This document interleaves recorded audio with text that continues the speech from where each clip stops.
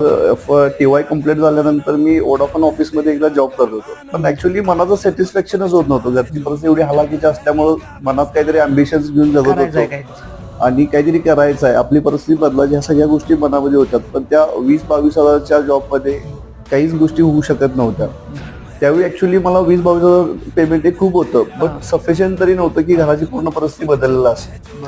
त्यामुळे असं विचार होतं की प्रत्येक वेळी काहीतरी करायचं आहे, काहीतरी सुरुवात करायची आहे स्वतःची. पण ऍक्च्युली काय करायचं ह्या सगळ्या गोष्टी समजतच नव्हत्या. की शिक्षणामध्ये एवढं मी प्रॉपर असंच नव्हतं की कुठेतरी ग्रॅज्युएशन करून CA, चार्टर्ड अकाउंटंट किंवा काहीतरी गोष्टी बनेन किंवा बँकेमध्ये कुठेतरी जॉब चांगला मिळेल. शिक्षणामध्ये कमी असल्यानंतर कुठेतरी आपल्याला व्यवसायच करायचा आहे, पण व्यवसायासाठी भांडवल पण गरजेचं आहे. तशी घरची परिस्थिती नाही. मग काही करायचं, काय करायचं म्हणून सगळ्या गोष्टी. मग साधारणतः याच्यानंतर माझं TY कम्प्लीट झाल्यानंतर भरपूर वर्ष मी साधारणतः